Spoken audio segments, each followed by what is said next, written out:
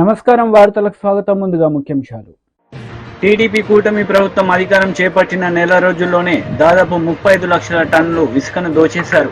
TJR Sudhakar బాబు మాజీ MLA ఆరోపణలు. మాజీ మంత్రి కేటీఆర్ ప్రెస్ మీట్, పలు అంశాలపై వివరణ. మాజీ మంత్రి కేటీఆర్ మీడియా సమావేశం నిర్వహించారు. ఈ సందర్భంగా పలు అంశాలపై ఆయన మాట్లాడారు.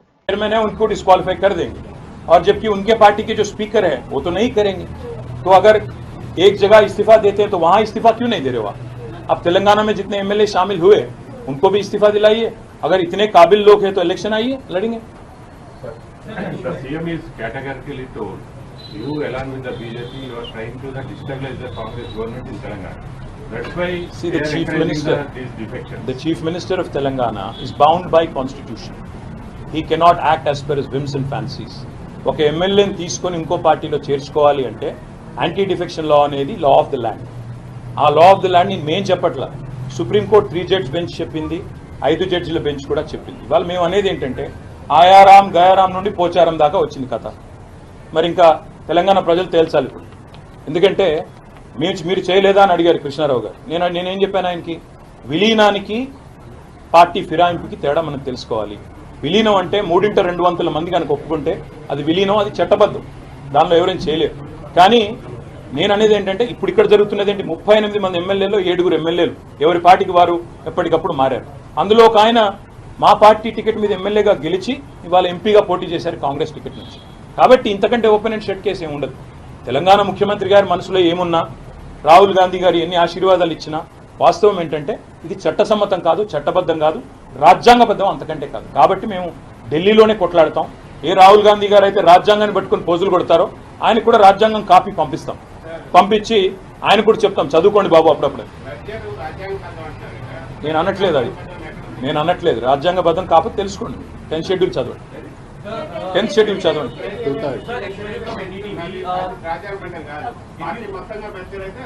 సరే బ్రదర్, ఇప్పుడు మీకు నాకు వాదం ఎందుకు, మీకు అంతే, మీరు చదువుకోండి, నేనేం చెప్పలేను. సరే ఓకే.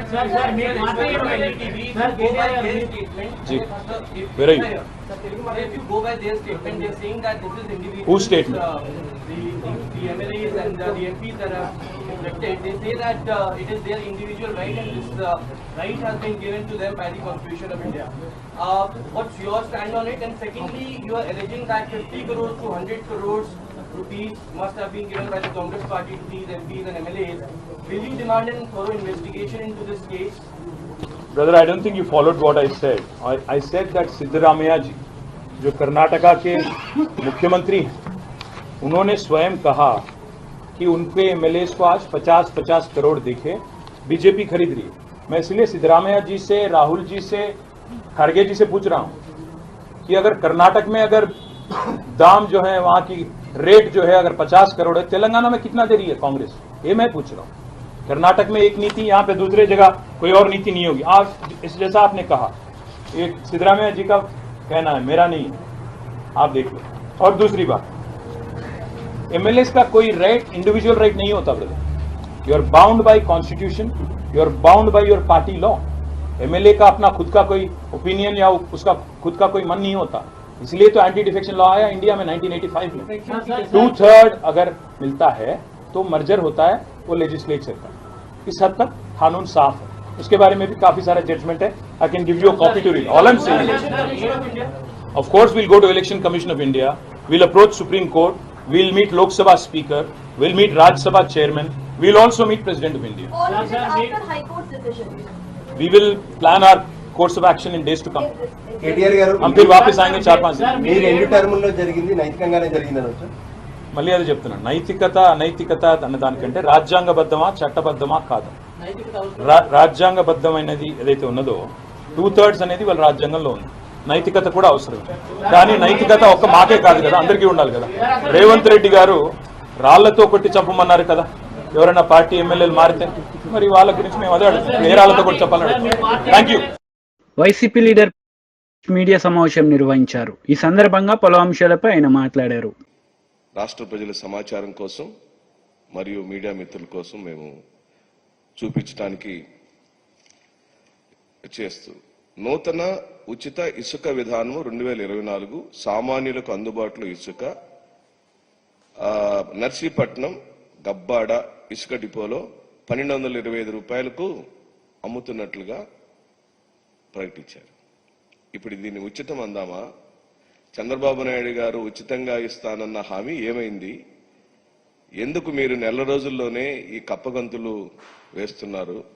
కారణం ఏంటో ఈ రాష్ట్ర ప్రజలకు చెప్పమని ఈ సందర్భంగా నేను వైఎస్ఆర్ కాంగ్రెస్ పార్టీ తరఫున మీ అందరి ద్వారా డిమాండ్ చేస్తూ, వైఎస్ఆర్సీపీ ప్రభుత్వంలో ప్రజలు చెల్లించిన ధర నేరుగా ప్రభుత్వ ఖజానాకి సుమారుగా 750 కోట్ల రూపాయల ఆదాయం వచ్చింది. సంవత్సరానికి 750 కోట్లు 5 సంవత్సరంలో ఎంత ఇది అయి ఉంటుందో మీరు గమనించమని చెప్పి అడుగుతూ, ఇప్పుడు ఈ రీచ్ల దగ్గర వసూలు చేసే డబ్బులన్నీ కూడా ఎవరి దగ్గరికి వెళుతున్నాయి? ఆ 750 కోట్ల రూపాయలు సంవత్సరానికి వైఎస్ఆర్ కాంగ్రెస్ పార్టీ ప్రభుత్వంలో రికార్డెడ్ గా ప్రభుత్వానికి వచ్చిన 750 రూపాయల డబ్బులు ఇప్పుడు తెలుగుదేశం పార్టీ నాయకుల యొక్క జేబుల్లోకి వెళ్తున్న మాట నిజమా కాదా? ఇసుక విషయంలో చంద్రబాబు చేసినట్లుగా మోసాలను ఎవరు చేయలేరు. గత ప్రభుత్వంలో 2014-19 కాలంలో వాళ్ళు చేసిన ప్రతి వైలేషన్, ఇసుక తవ్వకాల విషయంలో కానీ, అనేకమైన జీవోలు రిలీజ్ చేయడంలో కానీ హైకోర్టు తప్పుపట్టింది, గ్రీన్ ట్రిబ్యునల్ తప్పుపట్టింది. 2019లో ప్రజల యొక్క తీర్పును కూడా తెలుగుదేశం పార్టీ ఎదుర్కొంది. అయినా కూడా ఇప్పుడు మళ్ళీ అదే పాలసీ, అంటే 2014-19 కాలంలో ఎలాంటి పాలసీని తెలుగుదేశం పార్టీ అధికారంలో ఉండినప్పుడు ఆ రోజు చేసిన పాలసీనే ఇప్పుడు మళ్ళీ ఉచితం పేరుతో తీసుకొచ్చారు. ఉదాహరణకు చంద్రబాబు నాయుడు ప్రభుత్వం కొన్ని డిపోలో ప్రకటించిన రేట్లను పరిశీలిద్దాం. అనకాపల్లి జిల్లా నర్సీపట్నంలో డిపో దగ్గర ఈ ప్రభుత్వం 1225 రూపాయలకు ఇసుకను అమ్ముతున్న మాట నిజమా కాదా? విశాఖపట్నంలో ఉన్న అంగనంపూడి డిపో వద్ద టన్ను ఇసుకకు 1394 రూపాయలతో అమ్ముతున్న మాట నిజమా కాదా?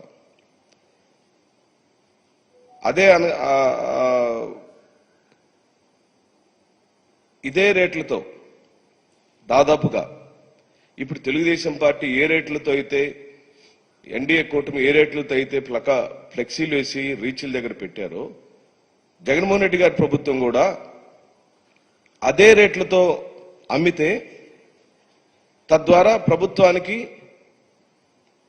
750 కోట్ల రూపాయల డబ్బులు ఖజానాకు వచ్చినాయి. ఏ డబ్బులు మీరు ఈ రోజున ప్లకార్డులో ఫ్లెక్సీలేసి రీచ్ల్లో పెట్టారో అదే రేట్లతో గత ప్రభుత్వం అమ్మిన మాట నిజమైనప్పుడు ఇప్పుడు వస్తున్న ఆదాయం అంతా మీరు తెలుగుదేశం పార్టీ లేదా జనసేన పార్టీ లేదా ముగ్గురు పార్టీలకు సంబంధించిన నాయకులు, ఇదిగో ఇక్కడ నర్సీపట్నం వైఎస్ జగన్మోహన్ రెడ్డి గారి ప్రభుత్వంలో నర్సీపట్నం రీచ్లో 1400 రూపాయలకి పోయిన ప్రభుత్వం ఇసుకను అందజేసింది. ఇదంతా పేపర్ యాడ్లో ఇచ్చాం, పారదర్శకంగా ఇచ్చాం, ఎక్కడ కూడా అబద్ధం లేదు.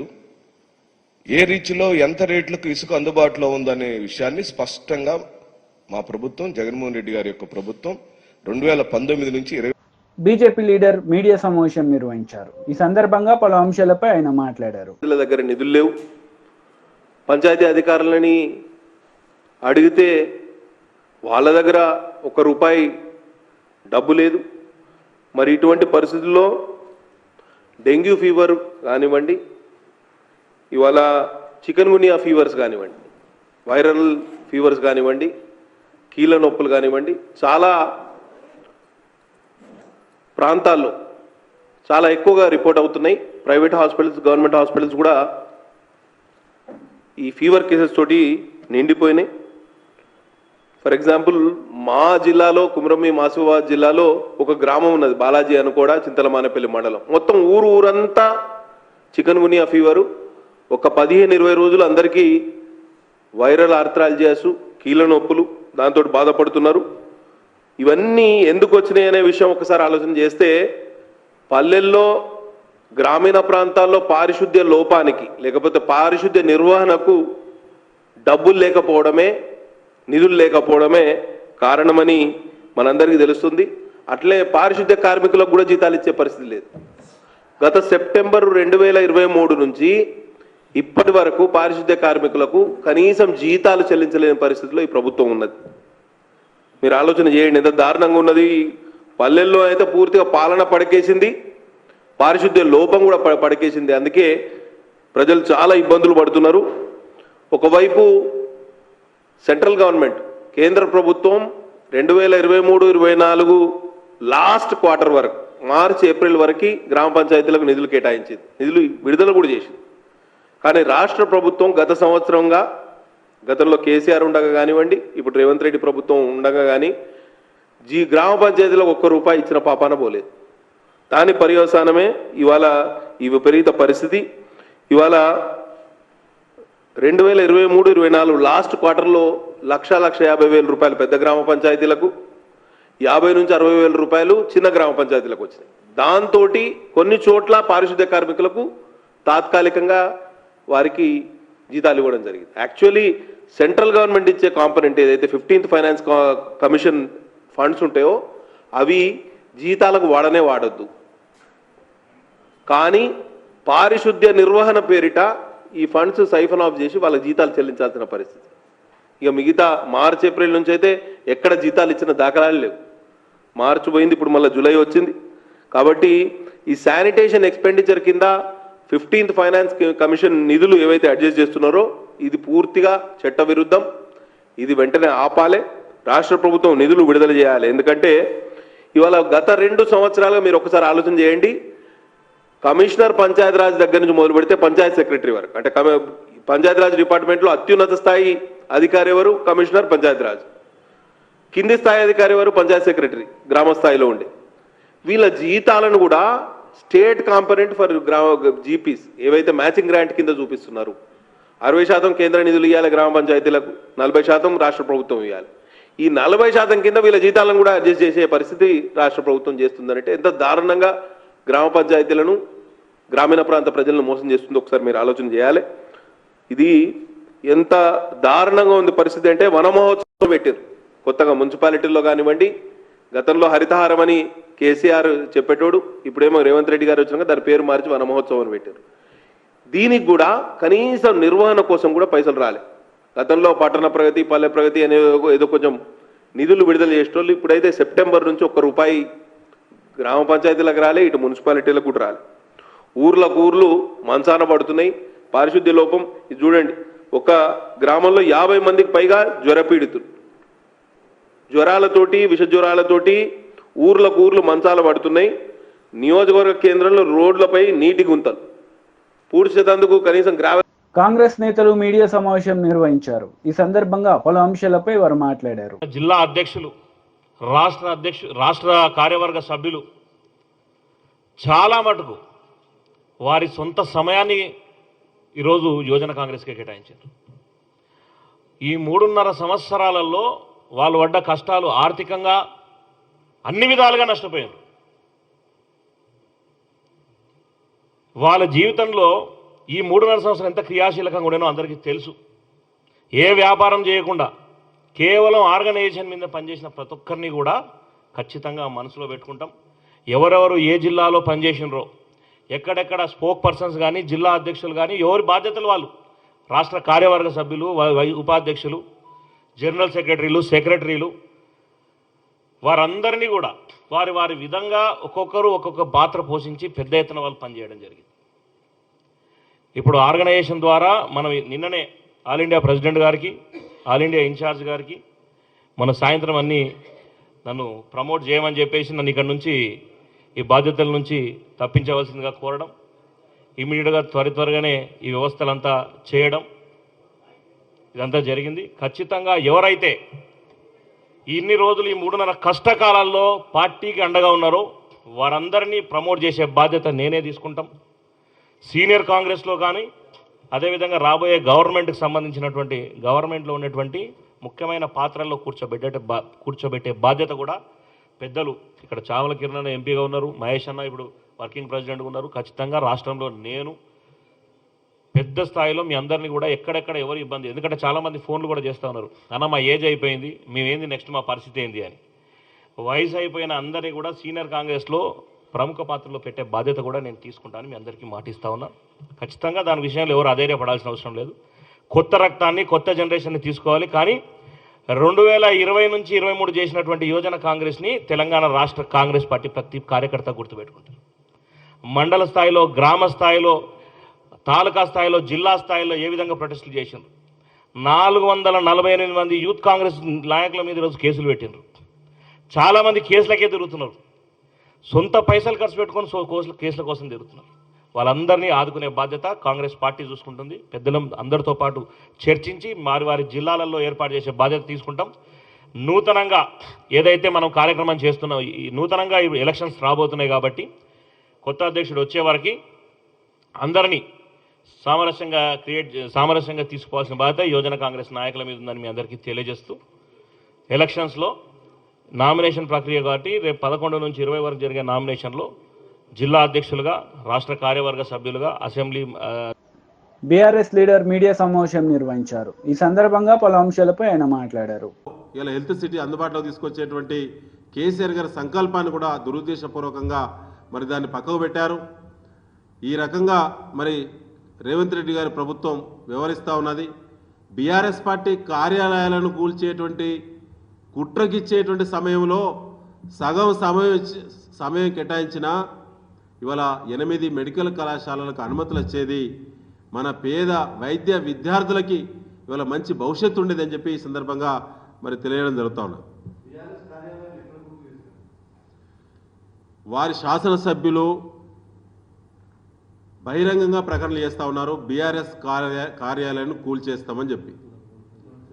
నల్లగొండలో మంత్రి కోమటిరెడ్డి వెంకటరెడ్డి గారు మరి ఆయన ఏ సమయంలో మాట్లాడిండో నాకు తెలిసి తప్పదాగే మాట్లాడిండేమో. బహిరంగంగా కేబినెట్ మంత్రి కార్యాలయాన్ని కూల్చండి అని చెప్పిండు. వరంగల్లో పశ్చిమ శాసనసభ్యులు రాజేంద్ర రెడ్డి గారు ప్రెస్ మీట్ పెట్టి డైరెక్ట్గా మేము కూలుస్తాం, ఏం చేస్తారో చేసుకోండి అని చెప్పి బహిరంగంగా ప్రెస్ మీట్లోనే ప్రకటించాడు. ఇవాళ రాజశేఖర రెడ్డి గారు ముఖ్యమంత్రి ఉన్నప్పుడు కూడా వారి పార్టీకి కూడా భూ కేటాయింపులు జరిగినాయి.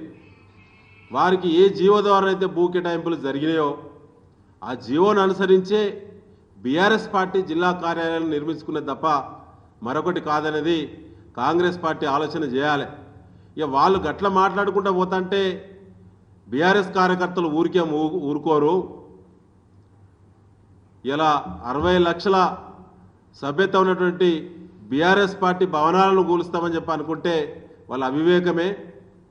గాంధీ భవన్ చరిత్ర తెలిసిన వాళ్ళు కూడా ఉన్నారు.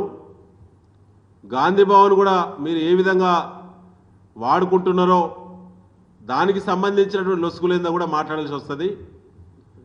ఇప్పటికీ ఆనాటి లీజ్ అగ్రిమెంట్స్ ఇప్పటికీ వ్యాలిడా ఇన్వాలిడా ఆత్మవిమర్శ చేసుకోవాలి కాంగ్రెస్ పార్టీ. ఖమ్మంలో కానీ కరీంనగర్లో కానీ అనేక జిల్లాల్లో కూడా పార్టీ కార్యకలాపాలకు మాత్రమే వినియోగించాల్సినటువంటి కాంగ్రెస్ పార్టీ కార్యాలయాలను కమర్షియల్ కాంప్లెక్స్లు కట్టుకొని లక్షల రూపాయలు ఆర్జిస్తూ ఉన్నారు. కళ్యాణ మండపాలు, ఏసీ కళ్యాణ మండపాలు కట్టి లక్షల రూపాయలు వసూలు చేస్తూ ఉన్నారు. అది ఒకసారి రివ్యూ చేసుకోవాలి కాంగ్రెస్ పార్టీ. కార్యాలయాల కూల్చివేత నల్లగొండకు, వరంగల్కే పరిమితమా? అది బీఆర్ఎస్ పార్టీకే పరిమితం అయిద్దా? మా పార్టీ కార్యాలయాన్ని మీరు టచ్ చేస్తే మీ కార్యాలయాన్ని కూడా టచ్ చేస్తారనే విషయాన్ని గులాబీ దళం చేతులు ముడుచుకొని ఊరుకోదనే విషయాన్ని కాంగ్రెస్ పార్టీ ఆలోచించాలని చెప్పి ఈ సందర్భంగా హెచ్చరిస్తా ఉన్నాం.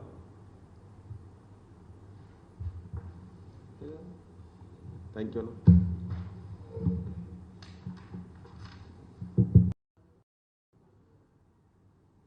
గత ప్రభుత్వం, కేసీఆర్ గారి ప్రభుత్వం